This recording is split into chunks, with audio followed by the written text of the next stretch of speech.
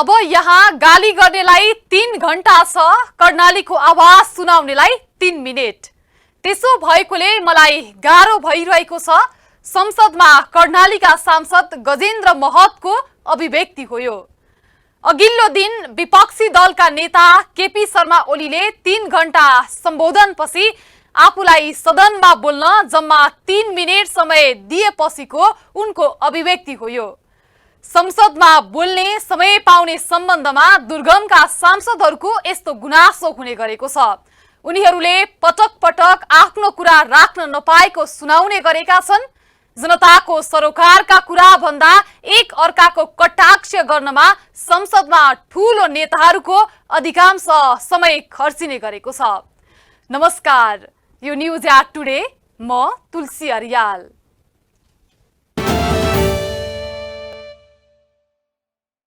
संसदमा नीति तथा कार्यक्रम घोषणा भएपछि दलहरूको चर्काचर्की छ। कहिले सदन अवरोध गर्ने, कहिले बोलेको कुरा रेकर्डबाट हटाउन रुलिङ गर्नुपर्ने अवस्था आइरहेको छ। बजेट आउन एक दिन मात्र बाँकी रहँदासम्म नीति तथा कार्यक्रम माथिको बहस जारी छ। पूर्व प्रधानमन्त्री केपी शर्मा ओलीको 3 घण्टा लामो सम्बोधनले संसदमा तरङ्ग छ। बाँकी नेताहरूको सम्बोधन ओलीकै अभिव्यक्ति वरिपरि देखिन्छ। नीति तथा कार्यक्रमको प्रतिरक्षा गर्नभन्दा सत्तारूढ दलका नेताहरू ओलीको सम्बोधनको प्रतिकार गर्नमा नै समय खर्चिँदैछन्। जेठ 10 गते प्रतिनिधि सभा बैठकमा सरकारले प्रस्तुत गरेको आगामी आर्थिक वर्षका नीति तथा कार्यक्रमका बारेमा संसदमा छलफलका क्रममा विभिन्न किसिमका टीका टिप्पणी भएका छन्। सत्तामा रहेका दलका सांसदहरूले सरकारले ल्याएको नीति तथा कार्यक्रमहरू जनमुखी रहेको बताएका थिए भने प्रतिपक्षी दलका सांसदहरूले अहिलेका कार्यक्रम नेपालको इतिहासमै सबैभन्दा कमजोर रहेको टिप्पणी समेत गरेका छन्। सरकारले नीति तथा कार्यक्रम प्रस्तुत गरेपछि छलफलमा सुरुवातमै भाग लिँदै प्रमुख प्रतिपक्षी दल नेकपा एमाले अध्यक्ष केपी शर्मा ओलीले चर्को विरोध गरे। उनले सरकारको नीति तथा कार्यक्रम चास्नीमा नडुबाएको र तेलमा मात्रै तारेको जेरी जस्तै खल्लो भएको बताएका छन्। सभामुख महोदय, यो नीति कार्यक्रम भनेर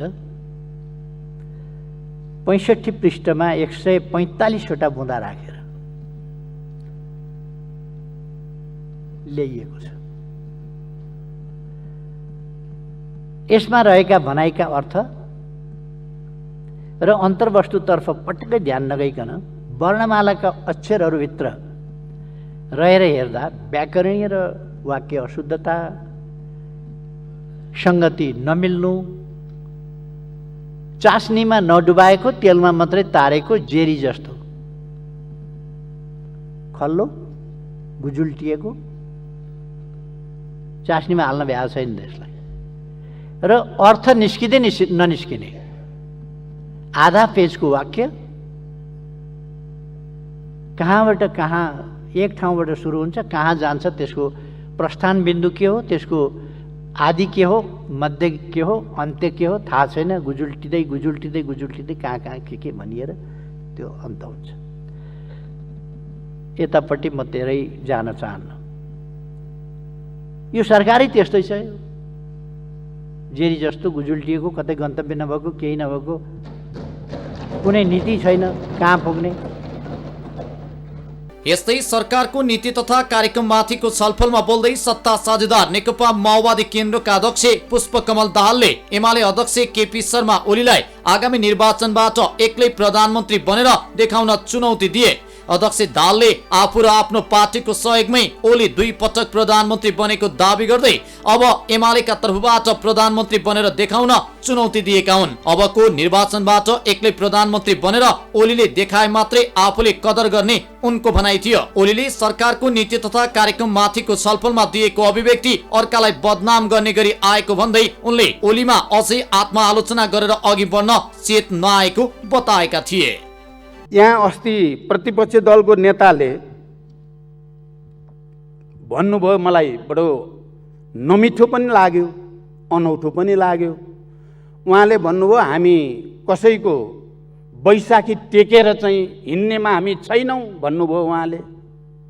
म त्यही अगाडि छु, उहाँको र मेरो आँखा जुधेको छ। उहाँ आज त आँखा जुधाउन आउनु भएन। उहाँ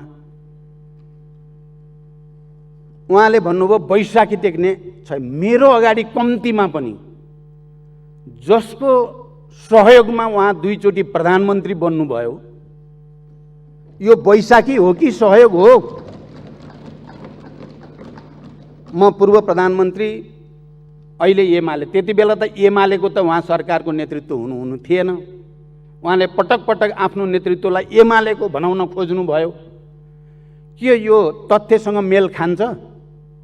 उहाँले हिजो पाएको भोट पनि एमाले मात्रैको होइन, त्यहाँ नेकपा माओवादीको पनि भोट हो। उहाँको सरकार पनि एमालेको सरकार होइन, त्यो नेकपाको सरकार हो। तपाईँ त्यो भोटलाई र मतलाई कसरी छुट्याउन सक्नुहुन्छ? अनि यो स्वयं जालसाजीपूर्ण कुरा भएन र?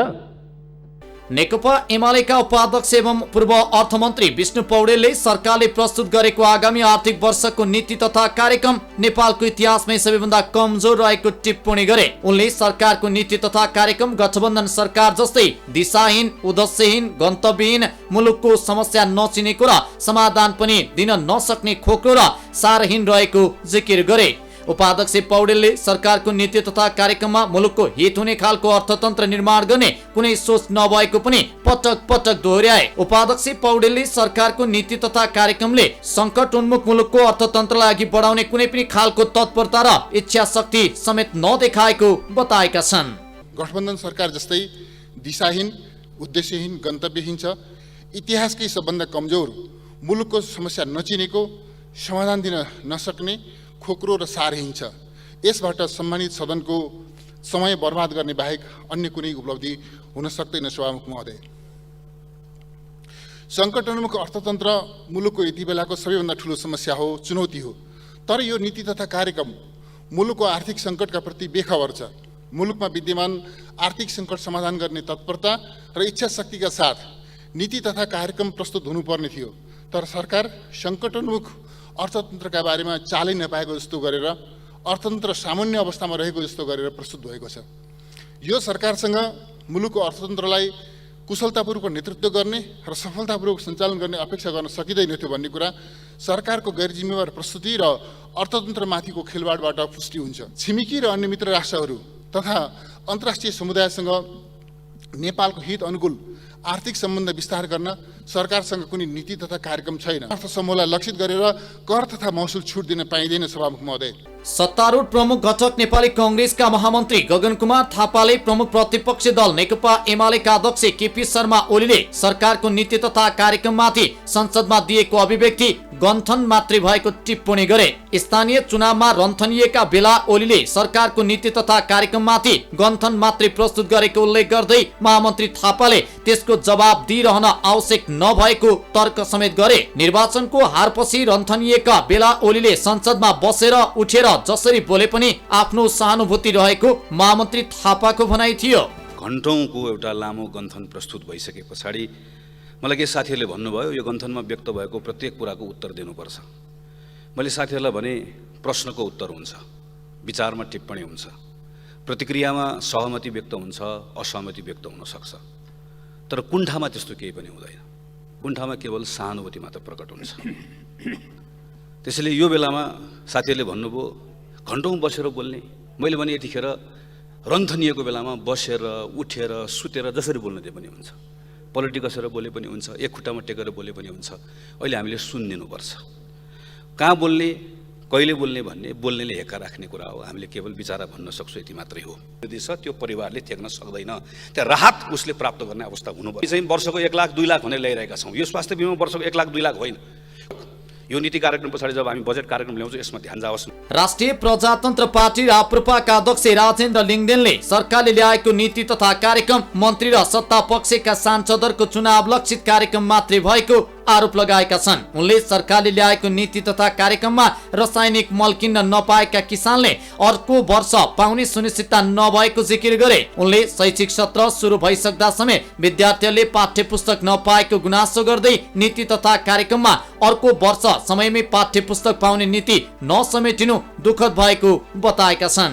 4 वर्षदेखि अब यो 5औं वर्ष भयो हेरिराखेको छु कि यो नीति तथा कार्यक्रम चाहिँ कसरी बन्छ र यो नीति कार्यक्रम भनेको चाहिँ के हो। यो 5औं चोटि प्रधानमन्त्री हुने मौका पाउनुभएको प्रधानमन्त्रीले अथवा आफ्नो सरकारले अहिले नीति तथा कार्यक्रम प्रस्तुत गर्दाखेरि त्यो नीति तथा कार्यक्रममा आफ्नो जिल्लामा अब मेडिकल कलेज स्थापना गर्ने नीति कार्यक्रममा ल्याउनु भयो। मन्त्रीजीहरूको जिल्लामा ठुल्ठुला बाटोहरू बनाउने नीति कार्यक्रममा छ। देशको नीति कार्यक्रम यही हो। मैले यसो सम्झन्छु कि यो नीति कार्यक्रमभित्र मैले मेरो गाउँका मानिसहरू जो अब बर्खा लाग्न लाग्यो, खेतीबाली लगाउने बेला भयो, पैसा तिरेर 1 बोरा युरियाको मल किन्न पाउँदैनन्। तिनीहरूको बारेमा यहाँ कहाँ छ यो नीति कार्यक्रममा? म त्यो खोज्छु कि यो साल त भएन, अर्को साल त कमसेकम अब मल पाउने कुराको सुनिश्चितता छ, कहीँ देखिन्न। नीति कार्यक्रमले त्यस्तो विषयहरू छुनुपर्ने हो कि होइन? र प्राथमिकताहरू कसरी निर्धारण हुन्छन्? हाम्रो देशको प्राथमिकता के हो? हामीले भन्नुपर्दाखेरि हाम्रो देशको प्राथमिकता यो हो भनेर कहाँ भन्नुपर्ने? प्राथमिकतामा सबभन्दा माथि कहाँ छ? कुन चिज छ? सबभन्दा माथिको प्राथमिकता के हो? अहिले शैक्षिक सत्र सुरु भइसक्यो। अहिले पनि विद्यालयमा पाठ्यपुस्तकहरू पुगेको छैन। यो साल त पुगेन, तर अर्को साल पाठ्यपुस्तक विद्यार्थीहरूले समयमै पाउँछ भन्ने कुराको सुनिश्चितता के? खै त्यस्तो कुरातर्फ त गएन। अब चुनाव आउँदैछ, त्यस कारणले सबैले आफ्नो योजना चाहिँ टिपाइहालौँ भनेर नीति कार्यक्रममा बजेटमा आउने सम्मको कुरा अथवा कुरा थियो भने हामी यो परम्पराबाट, यो सोचबाट कहिले उम्किन्छौँ? शहरी विकास मन्त्री रामकुमारी झाँक्रीले प्रमुख प्रतिपक्ष दल नेकपा एमाले सरकारको नीति तथा कार्यक्रमबारे सांसद दललाई आफ्नो विचार राख्न अवरोध गरेर गल्ती गरेको टिप्पणी गरिन्। मन्त्री झाँक्रीले एमाले अध्यक्ष केपी शर्मा ओलीलाई संसदमा प्रश्न गर्दा संसद अवरुद्ध पारेर सांसद दलले सरकारको नीति तथा कार्यक्रमबारे आफ्नो विचार राख्न एमाले नदिएको आरोप लगाइन्। उहाँले गरेको कुरा यो गलत हो, हाम्रो भन्न नपाउने भन्ने त होइन होला। फेरि संसदीय आफ्ना मर्यादाहरू पनि छन्, ती मर्यादाभित्र त सबै बस्नुपर्छ। तर उहाँलाई प्रश्नै गर्न नहुने प्रश्नरहित व्यक्ति हो र भने क्या, प्रश्नरहित व्यक्ति त होइन। त्यसो भएर अब त्यसको जवाफ अरू ढङ्गले पनि दिन सक्नुहुन्थ्यो। उहाँहरूले अब यस्तो अझै नीति कार्यक्रममा वास्तवमा छलफलै भएको छैन। सांसदहरूले, नेताहरूले लामो लामो वक्तव्य दिनुभयो, त्यसपछि सांसदहरूले आफ्नो विचार राख्ने काम त बाँकी नै छ। हामीसँग आज र बेलुकी दुईवटा समय त छ। त्यसो भएर यसरी अवरोध गर्नु चाहिँ राम्रो होइन। सरकारले ल्याएको नीति तथा कार्यक्रम पारित भएसँगै आइतबार आगामी आर्थिक वर्ष 2079-80 का लागि बजेट ल्याइँदैछ। बजेट भाषण आउँदै गर्दा सधैँको एउटा चासो हुन्थ्यो निजगढ विमानस्थलको बजेट। विमानस्थलका लागि कति छुट्याइएला अनि यस वर्ष छुट्याइएको बजेट अनुसारको कामको प्रगति होला कि नहोला। तर यस पटक बजेटमा अर्थमन्त्रीले निजगढ विमानस्थलका लागि बजेट छुट्याउनु नपर्ने भएको छ।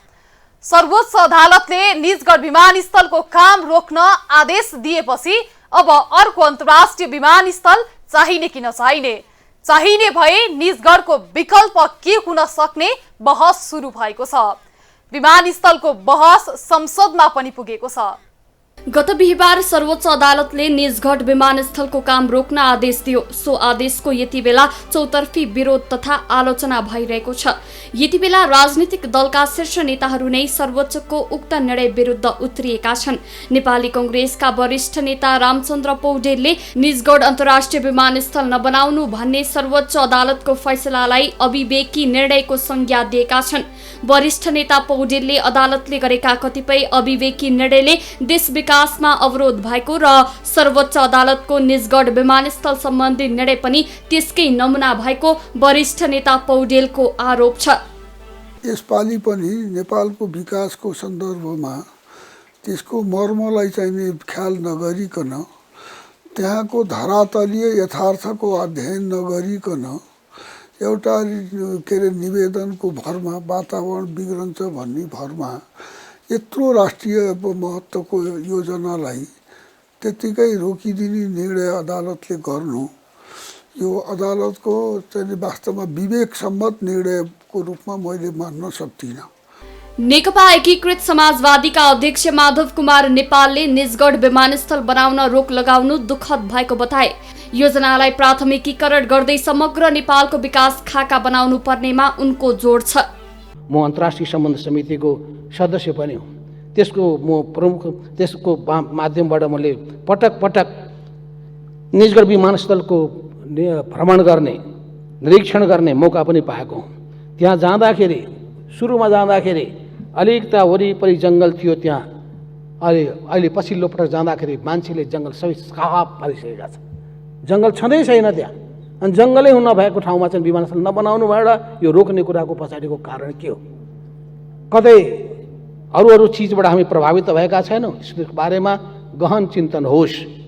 त्यो निर्णयको बारेमा पनि संसदीय निकायले आफैले पनि त्यस बारेमा विचार गरोस् र नेपाल सरकारले यसमा गम्भीरताका साथ, राजनीतिक दलहरूले गम्भीरताका साथ यस बारेमा कसरी अगाडि बढ्न सकिन्छ त्यसमा चाहिँ जानुपर्ने आवश्यकता छ र निजगढमा विमानस्थल बनाउनु सबै हिसाबले उपयुक्त छ।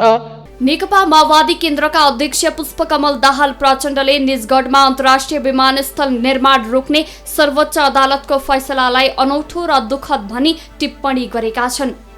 विमानस्थल निजगढमा बनाउने भनेर हामीले कैयौँ वर्षदेखि मेहनत गऱ्यौँ, अरबौँ त्यसमा खर्च पनि भयो। अहिले बडो आकस्मिक जस्तो लाग्ने गरी सर्वोच्चबाट त्यहाँ चाहिँ गर्न हुँदैन भन्ने जो फैसला आयो, यो बडो मलाई अनौठो पनि अलि दुःखद पनि लागेको छ। जनता समाजवादी पार्टी जसपा संघीय परिषद अध्यक्ष एवं पूर्व प्रधानमन्त्री बाबुराम भट्टराईले निजगढ विमानस्थल निर्माण रोक्न अदालतले दिएको आदेशप्रति आपत्ति जनाएका छन्। देशको महत्वपूर्ण परियोजना रोक्न अदालतले आदेश दिँदा आफू लज्जित भएको पनि भट्टराईको टिप्पणी छ।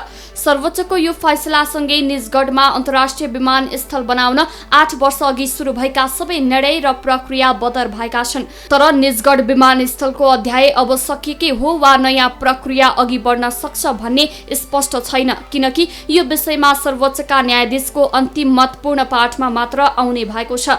वरिष्ठ अधिवक्ता प्रकाशमणि शर्मा र रन्जु हजुर पाण्डेले दायर गरेको रिटमा सर्वोच्चका न्यायाधीशहरू हरिकृष्ण कार्की, विश्वम्भर प्रसाद श्रेष्ठ, ईश्वर प्रसाद खतिवडा, प्रकाशमान सिंह राउत र मनोज कुमार शर्माको इजलासले दिएको फैसलासँगै निजगढ विमानस्थल बारे अहिलेसम्म भएका सबै प्रक्रिया बदर भएका हुन्। 5 सदस्यीय बृहत पूर्ण इजलासले सरकारलाई वन ऐन, नियमावली, वातावरण सम्बन्धी कानून र विधिशास्त्र समेतलाई मध्यनजर गरी अन्तर्राष्ट्रिय विमानस्थलको उपयुक्त विकल्पबारे निर्णय गर्न परमादेश समेत दिएको छ। 2076 फागुन 22 देखि सर्वोच्चका 5 न्यायाधीश सम्मिलित इजलासमा सुनवाई हुँदै आएकामा गत वैशाख 13 मा बहस सकिएको थियो। सर्वोच्च अदालतले थप 1 महिना लगाएर बिहीबार फैसला सुनाएको हो। तर यति महत्वपूर्ण सार्वजनिक सरोकारको विषयमा सर्वोच्चले 1 लाइन पनि लिखित आदेश दिएको छैन। बरु छिटो भन्दा छिटो पूर्ण पाठ आउने सर्वोच्च स्रोतले जनाएको छ। वातावरणीय संवेदनशीलता अनुसार विमानस्थल बन्न सक्ने विषयमा 5 न्यायाधीश बीच मतैक्य भए पनि त्यसको विकल्प के भन्ने विषयमा इजलास अझै स्पष्ट हुन नसकेको स्रोतले जनाएको छ। न्यायाधीशहरूबीच राय मिलेका विषयलाई मात्र प्रवक्ता मार्फत मौखिक रूपमा सार्वजनिक गरिएको छ। अहिलेसम्म भएका प्रक्रिया ठिक छैनन् भन्नेमा फरक मत रहेन, तर निजगढ उपयुक्त छँदै छैन वा नयाँ सिराबाट निजगढमै पनि अध्ययन गर्न सकिन्छ भन्ने विषयमा को न्यायाधीशको के मत रह्यो भन्ने पूर्ण पाठबाट मात्र स्पष्ट हुनेछ। सकेसम्म एकै मत बनाउने उद्देश्यले अहिले संक्षिप्त लिखित पनि जारी नगरिएको र सबै विषय एकै पटक पूर्ण पाठबाट आउने सर्वोच्च स्रोतको भनाइ छ। विधि मिचेर भएका प्रक्रिया बदर गरे पनि विमानस्थल बन्ने प्रक्रियालाई भने अवरोध गर्न नमिल्ने राय पनि इजलास भित्रै छ। निजगढमा अन्तर्राष्ट्रिय विमानस्थल बनाउन सर्वोच्चको रोक। 2071 फागुनमा सरकारले निजगढमा विमानस्थल बनाउने र त्यसका लागि 4 किल्ला तोक्ने निर्णय गरेको थियो। त्यस्तै 2075 जेठमा वन मन्त्रालयले वातावरणीय प्रभाव मूल्याङ्कन प्रतिवेदन EIA स्वीकार गर्ने निर्णय गरेको थियो। वातावरणीय प्रभाव मूल्याङ्कन EIA प्रतिवेदन नक्कली बनाइएको यसअघि नै पुष्टि भएको थियो। जलविद्युत आयोजना निर्माणका लागि तयार पारिएको प्रतिवेदनलाई नक्कल गरी बनाइएको प्रतिवेदन वन मन्त्रालयले 15 वटा शर्त सहित स्वीकार अस्वीकार गरेको थियो। सर्वोच्चको फैसलासँगै यो प्रतिवेदन पनि खारेज भएको छ। निजगढ विमानस्थल हरेक वर्ष सरकारको नीति तथा कार्यक्रमको महत्त्वपूर्ण प्रतिबद्धताका रूपमा दोहोरिँदै आएको छ। देशका सबै प्रमुख दलले सरकार वा विपक्षीमा हुँदा सधैँ नै निजगढमा अन्तर्राष्ट्रिय विमानस्थलको घोषणालाई प्रमुख एजेन्डा बनाउँदै आएका छन्। तर वातावरण संरक्षणका लागि क्रियाशील व्यक्ति तथा संस्थाहरूले निजगढमा विमानस्थल बनाउँदा त्यसले वातावरण र वन्य जन्तुलाई क्षति पुर्याउने भन्दै यो योजनाको विरोध गर्दै आएका छन्। विकास र वातावरणलाई एक अर्काका विरोधाभास नबनाई सन्तुलनका आधारमा विमानस्थल बनाउन सकिने धारणा पनि अघि सारिएको थियो। सर्वोच्च अदालतमा भएको सुनवाईमा भाग लिँदै मधेस सरकारले यस्तै मध्यमागी बाटो प्रस्ताव गरेको थियो। बिहिबार सर्वोच्चको आदेशले पूर्वाधार निर्माण, वातावरण र न्यायालय बारे बहस चर्किएको छ। कार्यकारी सरकारले गर्नुपर्ने पूर्वाधार निर्माण सम्बन्धी निर्णयमा सर्वोच्च अदालतले क्षेत्राधिकार नाघेर आदेश दिएको टिप्पणी आइरहेका छन्।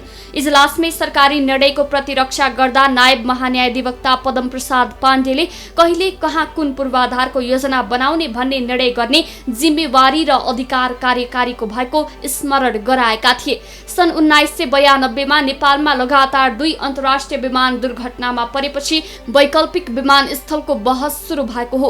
त्यो वर्षको जुलाईमा थाई एयरलाइन्सको एयरबस नुवाकोटमा दुर्घटना हुँदा 113 जनाको ज्यान गएको थियो। 2 महिनापछि सेप्टेम्बरमा पाकिस्तान इन्टरनेसनल एयरलाइन्सको एयरबस ललितपुरमा दुर्घटना हुँदा 167 जना मारिएका थिए। 2073 फागुनको मन्त्री परिषद बैठकले निजगढ विमानस्थल निर्माण क्षेत्रमा सडक र पहुँच मार्ग बनाउन तथा त्यहाँको वन क्षेत्रको रुख कटान गर्न सेनालाई दिने निर्णय गरेको थियो। यो निर्णय कार्यान्वयन गर्न नागरिक उड्डयन प्राधिकरण र नेपाली सेनाको इन्जिनियरिङ विभाग बीच 2074 भदौमा समझदारी पत्रमा हस्ताक्षर भएको छ। समझदारी पत्रले आयोजना क्षेत्रभित्रको पेरिमिटर सडक, पहुँच मार्ग, रनवे, ट्याक्सीवे लगायत अन्य पूर्वाधार संरचना निर्माण गर्नुपर्ने क्षेत्रमा रुख कटान गरी वन कार्यालयलाई बुझाउने दायित्व सेनालाई सुम्पिएको छ।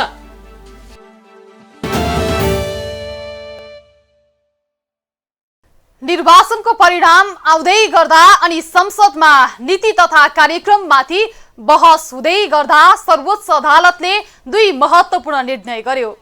पहिलो, निजगढको विमानस्थल सम्बन्धी फैसलाको हामीले भर्खरै चर्चा गर्यो। दोस्रो फैसला थियो बहुचर्चित हत्याकाण्डमा पूर्व डीआईजीको सजाय कम गर्ने यसअघिको फैसलामा पुनरावलोकन सम्बन्धी फैसला।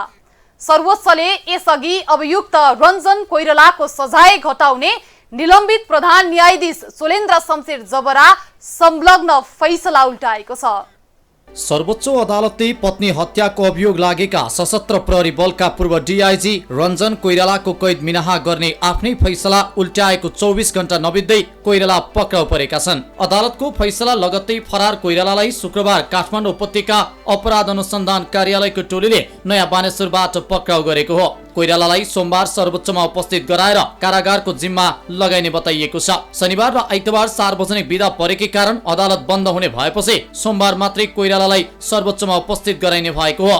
बिहिबार कायम मुकायम प्रधान न्यायाधीश दीपक कुमार कार्की, न्यायाधीशहरू टङ्क बहादुर मोक्तान र डाक्टर कुमार चुडालको पूर्ण इजलासले यसअघि सर्वोच्च अदालतको संयुक्त इजलासले गरेको फैसला उल्ट्याएको हो। 2068 सालको पुसमा पत्नी गीता ढकालको हत्याको अभियोगमा जिल्ला अदालत काठमाडौँ र तत्कालीन पुनरावेदन अदालत पाटनबाट दोषी ठहर भएपछि कोइराला दिल्ली बजार कारागारमा थिए। पत्नी गीताको हत्या गरी कोइरालाले मकवानपुरको टेस्टुङमा लगेर शव जलाएको अनुसन्धानबाट खुलेको थियो। तर कसुर अस्वीकार गर्दै कोइरालाका तर्फबाट सर्वोच्चमा परेको रिटमाथि फैसला गर्दै 2077 असार 15 गते प्रधान न्यायाधीश सोलेन्द्र शमशेर जबारा र न्यायाधीश तेजबहादुर केसीको इजलासले जन्मकैदको सजाय घटाएर 8.5 वर्ष कायम गरेपछि उनी 2077 साउन 8 गते कारागार मुक्त भएका थिए। त्यसयताको 2 वर्ष कारागार बाहिर रहेका कोइराला सर्वोच्चको बिहिबारको फैसलाले पुनः कारागार चलान हुने भएका हुन्। सर्वोच्चको बिहिबारको फैसलासँगै अब कोइरालाले 11.5 वर्ष कारागार बस्नु पर्नेछ। उनी अहिलेसम्म 8.5 वर्ष मात्रै कैदमा बसेका छन्। सर्वस्व सहित जन्मकैदको सजाय तोकिएका कोइराला प्रकरणमा सर्वोच्च अदालतले 8.5 वर्षमै फैसला गरेपछि महान्यायाधिवक्ताको कार्यालयले पुनरावलोकनका लागि सर्वोच्च अदालतमा निवेदन दिएको थियो। फैसला गैर कानुनी भन्दै महाधिवक्ता कार्यालयले पुनरावलोकनका लागि सर्वोच्चमा निवेदन दिएको हो। फैसला विरुद्ध परेको निवेदनमाथि सुनवाई गर्दै सर्वोच्चका 3 न्यायाधीश सम्मिलित पूर्ण इजलासले 2077 साउन 11 मा पुनरावलोकन गर्ने अनुमति दियो। न्यायाधीशहरू बम कुमार श्रेष्ठ, प्रकाश कुमार ढुङ्गाना र कुमार रेग्मीको इजलासले पुनरावलोकनका लागि अनुमति दिएको हो। अनुमति सँगै रञ्जन विरुद्ध दायर भएको कर्तव्य ज्यान मुद्दा सुन्नेबाट फेरि सुनवाईको बाटोमा खुल्यो। पूर्व डीआईजी कोइरालाले श्रीमती गीता ढकालको हत्या गरेर प्रमाण लुकाउन शव जलाएको देखिएपछि काठमाडौँ जिल्ला अदालत र ललितपुर पुनरावेदन अदालतले सर्वस्व सहित जन्म कैदको फैसला गरेको थियो। तर हाल निलम्बित प्रधान न्यायाधीश चोलेन्द्र शमशेर जवारा र तेजबहादुर केसीको इजलासले मुलुकी संहिताको अदालती बन्दोबस्तको महल 188 प्रयोग गरी गत 2077 असार 15 गते कोइरालाको सजाय 20 वर्षबाट 8.5 वर्षमा झारिदिएको थियो। हालका निलम्बित प्रधान न्यायाधीश जवारा र न्यायाधीश तेजबहादुर केसीको इजलासले 2 वर्ष अघि बालबच्चाको रेखदेखमा समस्या देखिएको भन्दै कोइरालाको कैद घटाएको थियो। सर्वोच्चको यो फैसला प्रति त्यतिबेला सर्वत्र असन्तुष्टि देखियो। जन्म कैद अर्थात् 20 वर्षको कैद सजायको फैसला गरेको अपराधीलाई समय अवधि नपुग्दै यस्तो फैसलाले मुलुकमा न्याय मरेको अनुभूति व्यक्त गर्दै सर्वोच्चको यो निर्णय धेरैले विरोध गरे। बिहिबार सोही विचाराधीन मुद्दामाथि सुनवाई गर्दै सर्वोच्चले आफ्नै निर्णय उल्ट्याएको हो। बिहिबार गोला प्रक्रिया अनुसार तोकिएका 3 सदस्यीय पूर्ण इजलासले हाल निलम्बनमा रहेका जवारा सहितको इजलासले गरेको फैसला उल्ट्याइदिएपछि कोइरालाको जन्म कैद पहिलेकै कायम भएको हो। यसअघि हाल निलम्बित प्रधान न्यायाधीश जवारा पदमा रहँदासम्म यो मुद्दाको पेशी नै तोकिएको थिएन। रञ्जन कोइरालाको विषयमा बिहिबारको सर्वोच्चको फैसलाले पीडित परिवारलाई न्याय मात्रै दिएको छैन, निलम्बित प्रधान न्यायाधीश जवारा विरुद्धको महाअभियोगको औचित्य पनि पुष्टि हुँदै गएको देखिएको छ। यस्तो थियो घटना। पूर्व डीआईजी कोइराला र श्रीमती गीता ढकालका बीचमा सम्बन्ध राम्रो थिएन। उनीहरू अलगै बस्दै आएका थिए। उनीहरूका 2 छोरा छन्। एक दिन गीता एकाएक बेपत्ता भएपछि माइती पक्षले खोजी गरे, तर पत्ता लाग्न नसकेपछि 2068 साल पुस 29 गते रञ्जनले गीतालाई बेपत्ता पारेको दाबी गर्दै माइती पक्षले हनुमान ढोकामा उजुरी दर्ता गराएका थिए। तत्कालीन समयमा हनुमान ढोकामा रञ्जनका साथी एसएसपी राजेश श्रेष्ठ थिए। बालवाला डीआईजीले आफ्नै श्रीमतीको हत्या गरेको आरोप लागेपछि अनुसन्धान पनि निकै जटिल र दबावपूर्ण थियो। प्रहरीसँग रञ्जनलाई तत्काल पक्राउ गर्न ठोस प्रमाण थिएन, तर रञ्जनलाई पक्राउ गर्न चर्को दबाव सिर्जना भएको थियो। तत्कालीन समयमा सञ्चार माध्यमले पनि यसलाई महत्त्व दिएर उठाएका थिए। त्यही दबावका बीचमा प्रहरीले रञ्जनलाई बयानमा बोलाएको थियो। उनी उपस्थित भएर हरेक पटक आरोप अस्वीकार गरिरहे। तर माइती पक्षले भने रञ्जनले नै अपहरण गरेको जिकिर गरेका थिए। रञ्जनको वैवाहिक जीवनमा सुरुवातदेखि नै तनावग्रस्त रहेको थियो। त्यतिबेला उनीहरू अलग्गै बस्थे। ठूला भइसकेका 2 छोराहरू आमासित बस्थे। यही शंकालाई आधार मानेर प्रहरीले अनुसन्धान अघि बढायो। रञ्जनमाथि शंका गर्ने धेरै आधार भए पनि प्रमाण केही थिएन। त्यसैले सुरुमा प्रमाण जुटाउन प्रहरी केन्द्रित भयो। गीताको अपहरण भएको भनिएको दिन रञ्जनको गाडी राति 8:30 बजे नागढुङ्गा बाहिर गएर बिहान 5 बजेतिर फर्केको क्लू प्रहरीलाई हात लाग्यो। त्यसपछि हरेक गतिविधिमाथि निगरानी बढाइयो। 2068 साल पुस 28 गते बिहान मकवानपुरको पालुङ्गामा एउटा शव 70% जलेको अवस्थामा स्थानीयवासीले फेला पारेको खबर प्रहरीले पायो। आफ्नै गाउँ नजिक यसरी शव जलाएको पाइएपछि स्थानीय बासिन्दाले त्यो ठाउँको निगरानी गर्न थालेका थिए। रञ्जन घटनास्थलमा दोस्रो पटक पुगेका थिए। उनको गतिविधि शंकास्पद देखेर स्थानीयवासीले नियन्त्रणमा लिई प्रहरीलाई बुझाएका थिए। तर आफू सशस्त्रको डीआईजी भनेर उनी सजिलै छुट्न पनि सफल थिए। रञ्जन घटनास्थल पुगेको खबर हनुमान ढोकामा पुगे लगत्तै पक्राउ गर्न सर्कुलर गरिएको थियो। त्यहाँबाट फर्कने क्रममा नागढुङ्गाबाट पक्राउ गरियो। त्यस लगत्तै रञ्जनले अपराध गरेको स्वीकार पनि गरे। सबको डीएनए टेस्ट गरियो। त्यसबाट पनि सब गीताकै भएको प्रमाणित भयो। प्रहरीको अनुसन्धानमा रञ्जनले घरमै कपडाले घाँटी थिचेर हत्या गरेको देखिएको थियो। हत्यापछि प्रमाण नष्ट गर्नका लागि सबलाई गाडीमा हालेर पालुङ्गा पुर्याएको र पेट्रोल पनि घरबाट लिएर गएको र राति जंगल छेउमा गाडी रोकेर सब जलाएको र पूर्ण रूपमा जलि नसक्दा फर्किएको पाइएको थियो।